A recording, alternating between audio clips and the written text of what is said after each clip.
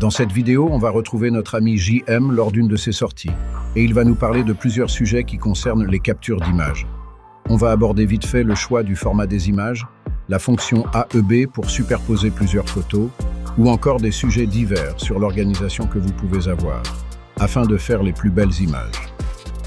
Bonjour, on se retrouve sur une de mes sorties.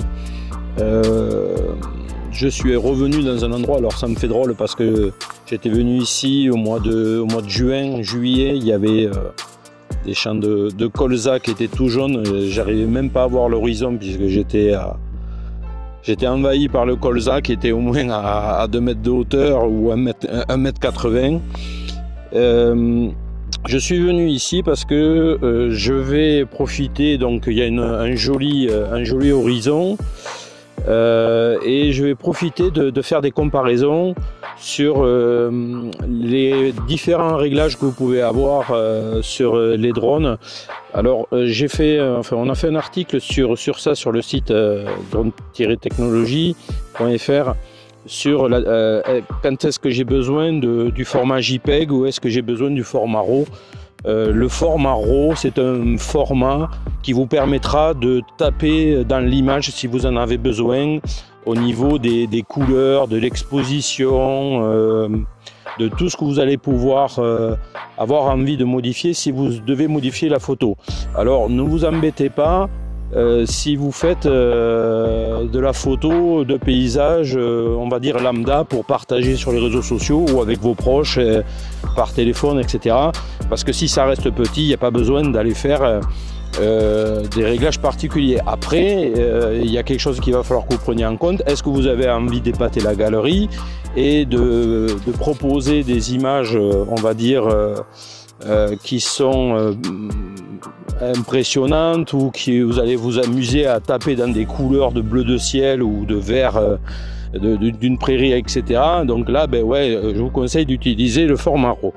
Alors sur ce format RAW, vous allez avoir plusieurs possibilités. Donc là, vous l'avez en haut à droite dans DJI Fly et vous allez avoir la possibilité. Alors sur celui-ci, j'ai JPEG, j'ai RAW ou j'ai JPEG plus RAW si j'ai envie d'avoir un aperçu de l'image avec le traitement JPEG ou sans traitement. Il faut que vous sachiez que quand vous allez faire une photo dans les deux formats et que vous allez arriver sur votre ordinateur par exemple, vous allez avoir les miniatures qui sont beaucoup plus petites en format RAW, en 980 de mémoire, alors que l'autre va être en taille normale. Donc n'ayez pas peur par rapport à ça. C'est tout à fait normal et elle paraît pas très jolie, d'autant plus qu'elle paraît pas jolie parce que elle est pas du tout traitée. Elle est neutre, d'ailleurs assez fade au niveau des couleurs, donc il faut pas s'arrêter sur le premier visuel. Cette photo est là pour être travaillée. Il vous faudra un logiciel pour pouvoir l'ouvrir. Vous n'êtes pas obligé de passer par un logiciel payant. Il y en a plein de gratuits qui font le boulot. Je pense à The Gimp qui est un open source et qui est vieux comme Hérode et qui est quelque chose de assez pointu. Vous aurez la possibilité sur ces logiciels là d'aller taper dans l'image. Si vous faites un test en prenant la photo JPEG, si vous avez fait 2 fois la même photo, un format JPEG et un format RAW, essayez, vous allez voir, de taper dedans et vous verrez que, de taper dedans au niveau de l'éclairage, au niveau du contraste, au niveau des noirs et des couleurs, vous allez voir que vous allez vite la dégrader, encore plus vite si vous faites du zoom ou vous croppez dans la photo, vous retaillez la photo en prenant comme morceau. Voilà.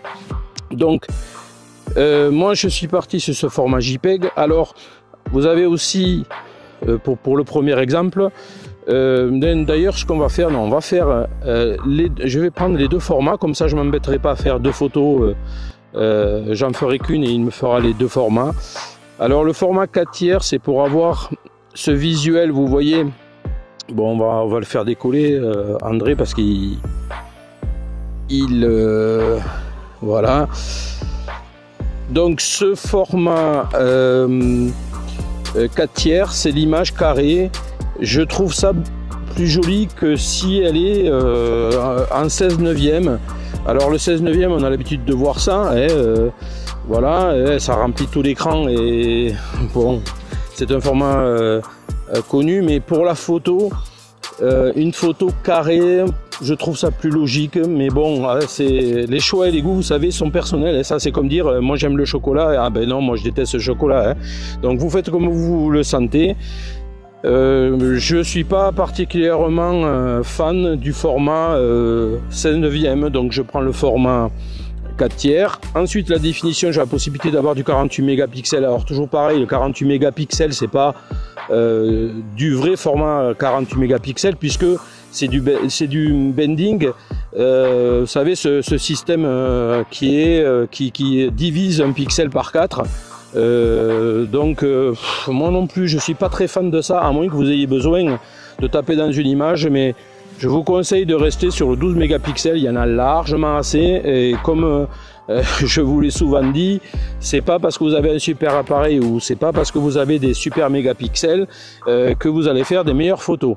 Allez, donc on va aller voir, on va monter un peu, on va aller voir cet arbre là-bas, voilà, et on va faire une photo. Alors on va essayer de faire un truc qui ressemble à quelque chose, on va pas toucher les vignes. Et on va surtout essayer de voir en prenant des endroits sombres et des contrastes. Ouais, allez, on va pas s'embêter, on va faire celle-ci. Voilà, il m'a fait les deux photos, donc forcément, vu que je lui ai dit d'en faire deux en même temps, ça met plus de temps, donc il faut que vous ayez une carte aussi qui est adéquate, carte SD ou la mémoire adéquate, parce que un fichier RAW est 10 fois plus lourd à peu près qu'un fichier JPEG.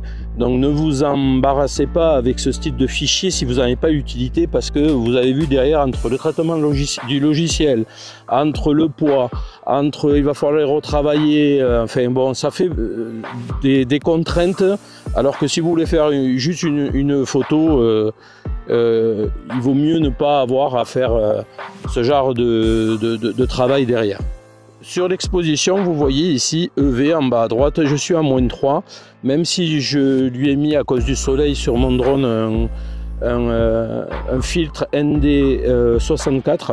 Alors filtre ND, c'est juste des lunettes de soleil plus ou moins foncées en fonction de la luminosité. Donc vous avez du 8, vous avez du 16, vous avez du 32, du 64, du 128, et plus vous aurez de lumière, j'imagine être à la neige avec un temps comme aujourd'hui, forcément il faudra que je mette quelque chose qui va me faire diminuer la lumière.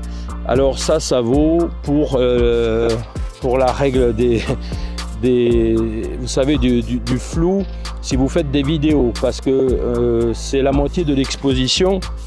Donc vous faites des images on va dire à 25 images par seconde, vous devez avoir une ouverture à 50. Donc pour compenser cette lumière et ne pas avoir à la baisser dans votre drone, vous mettez des filtres ND. Alors ça aussi, vous savez, c'est un petit peu comme ce que je viens de vous expliquer avec le fichier RAW. C'est des techniques qui honnêtement nous font perdre le sens même de pourquoi on est sorti faire des images. La technique, c'est bien de savoir les choses, mais c'est pas elle qui va prendre la photo, c'est vous. Et je vais vous dire, j'ai fait beaucoup de conneries et de tests par rapport à la façon dont je voyais l'image ou ce que je voulais tester. Je me souviens avoir mis 2 filtres polarisants sur un objectif alors qu'il n'y avait pas tant de lumière que ça.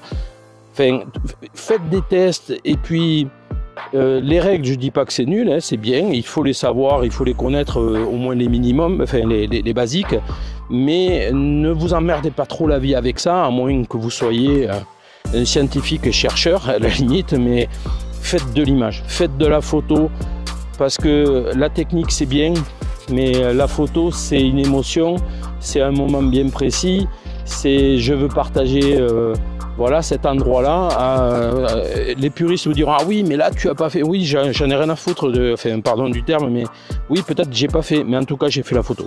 Voilà. Et la photo de paysage, surtout, c'est beaucoup avec la lumière. Donc, à l'automne, par exemple, si vous voulez, quand vous avez le soleil qui passe entre les nuages, ça va durer peut-être, dans l'endroit où vous êtes, ça va durer 2-3 secondes. Vous voyez, vous pensez technique, le truc il est passé. Voilà. C'est comme ça. Alors, si vous avez le temps, ben ouais, on va essayer de faire de la technique, ou vous vous amusez à faire de la technique ou à faire des tests pour voir comment ça fonctionne et ce que ça vous apporte.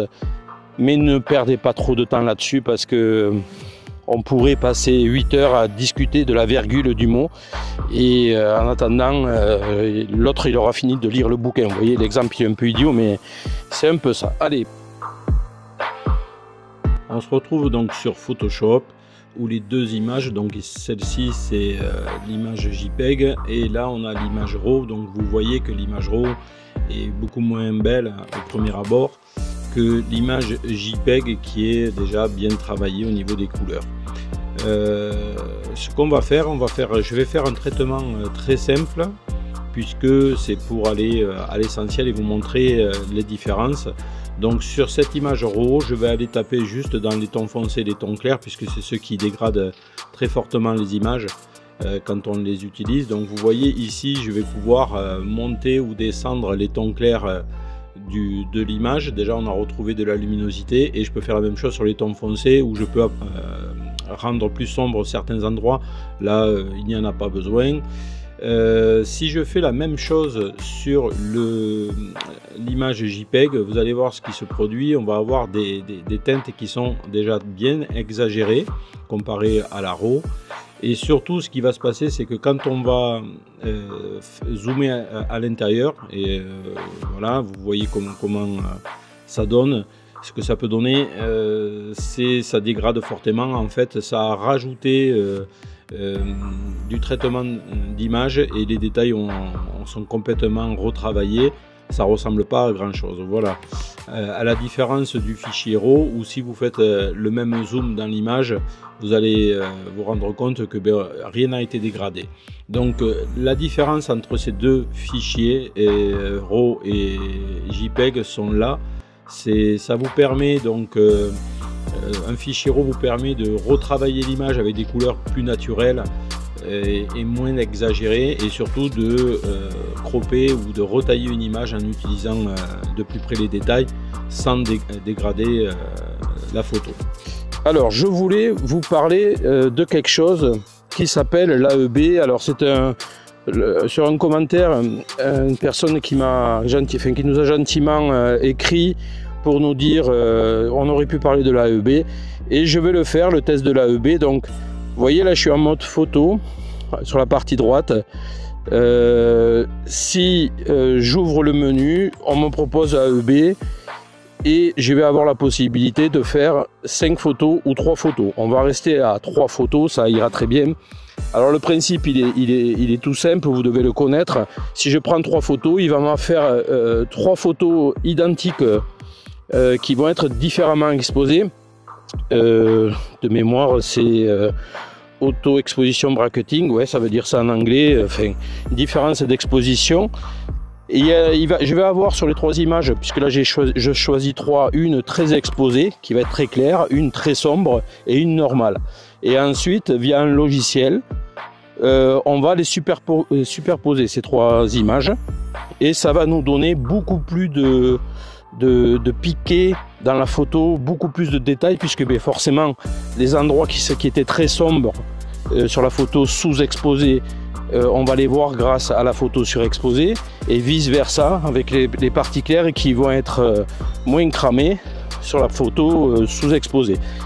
Donc je vous montre ce que ça fait sur le logiciel en superposant ces 3 images. L'avantage de ça, c'est que si vous n'avez pas envie de vous embêter avec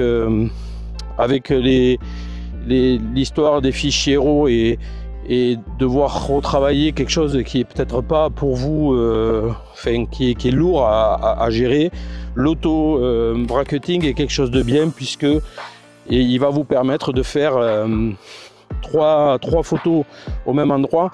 Et puis toujours pareil, vous n'avez pas besoin d'avoir le logiciel payant pour le faire. Alors sur Lightroom, il y a une fonction, ou sur Photoshop et d'autres logiciels, j'ai des fonctions qui me permettent de les prendre toutes les trois et hop, ils me les superposent. Mais vous pouvez le faire sur un logiciel gratuit. Alors j'ai encore plusieurs choses dont je voulais vous parler. La première de ces choses-là, ça va être les endroits où vous allez voler régulièrement autour de chez vous. Ça peut être, on va dire, allez, je suis à 10-15 km autour de la maison et il y a des endroits que j'ai repérés ou ailleurs. N'hésitez pas à vous prendre un petit carnet sur lequel vous allez noter les endroits où vous êtes allé. Pour y revenir plusieurs fois de l'année. Vous voyez, donc je vous montrerai, puisque je les ai gardées, les photos que j'ai de cet endroit ici, voilà, que je vous montre, avec le colza. Voilà. Donc, je devais être à peu près par ici, comme ça. Si vous avez repéré cet endroit-là, vous voyez, donc ici il est quelconque, et aujourd'hui, maintenant, il n'y a plus de colza, il n'y a plus rien. C'est un endroit qui est devenu quelconque, mais vous êtes revenu à une période bien précise.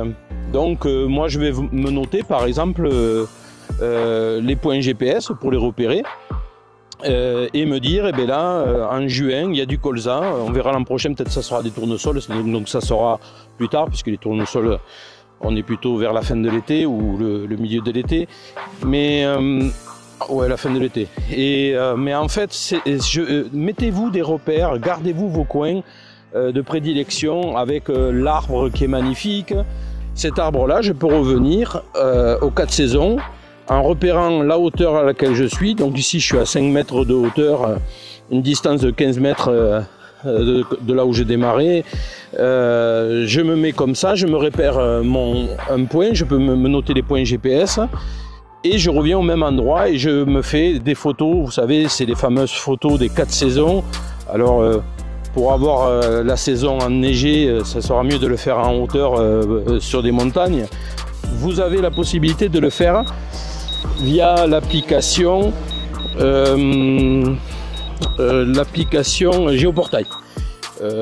D'avoir pour vous, si vous êtes droniste, cette application, puisque à chaque fois que vous allez arriver dans un endroit, le réflexe, ça va être de vous centrer, demander à l'application de vous centrer sur la carte, et comme ça, il vous dit instantanément si vous avez le droit de voler ou pas. Souvent, quand on fait de la vidéo, on ne sait pas trop quoi prendre ou même de la photo, et on fait du classique en cherchant un petit peu les endroits sympas ou les coins qui sont jolis, mais on n'a pas forcément d'idées ou en fait on n'a pas forcément des réflexes. Voilà, je cherchais le mot, c'est ça, c'est des réflexes. Et autant en photo, il y a quelque chose qui est, lorsqu'on a un appareil photo à la main, qui est souvent rappelé, c'est d'éviter de faire à hauteur d'homme. Entre 1,50 m et 2 mètres des photos, puisque cette façon de voir l'image, tout le monde la connaît, puisque nous quand on marche, on est à cette hauteur là et on a ces repères là. Donc c'est pour ça que avec un appareil photo à la main, il est conseillé de casser ces règles et de faire de la photo soit accroupi, soit surélevé sur un poteau, une clôture ou je ne sais trop rien, sans rien abîmer bien sûr. Et ça va casser ces façons de voir les choses habituellement. Ça, c'est les règles de la photo. En drone, on va retrouver un petit peu des règles, pas forcément le mot règle, mais des principes identiques qui sont casser les images qu'on voit partout. En fait, il y a quelques années en arrière, ok, l'image de vue du ciel, celle-ci, on va dire comme ça, elle était jolie. En fait, c'est pas qu'elle est moche, elle est jolie aussi. D'ailleurs, je vais la faire. Mais c'est plus pour Maintenant, on a l'habitude de voir ça. Donc, quand vous allez faire des plans vidéo ou des photos, essayez de mettre quelque chose que notre œil a l'habitude de voir. Une personne, une voiture, une maison, un arbre, quelque chose qui va aller dans le cadre et nous définir une taille, nous définir une grandeur. Je veux dire, si vous mettez un arbre aussi grand qu'il soit au milieu d'une étendue vide, ça va donner une image beaucoup plus spectaculaire que si vous faites cette étendue, la même photo sans cet arbre. Voilà, donc le but ça va être ça, ça va être dans vos images, dans vos captures d'images, que ce soit vidéo ou photo, de rajouter quelque chose, un repère qu'on a l'habitude de voir, qu'on connaît, parce que comme ça, ça va remettre l'image et l'étendue ou la couleur dans son contexte. Merci JM pour ces conseils. N'hésitez pas à laisser vos commentaires ou à nous écrire. On continuera à vous proposer diverses vidéos ou articles sur notre site pour partager notre passion et nos images. Retrouvez tous nos articles sur drone-technologie.fr. Merci pour votre soutien et à bientôt.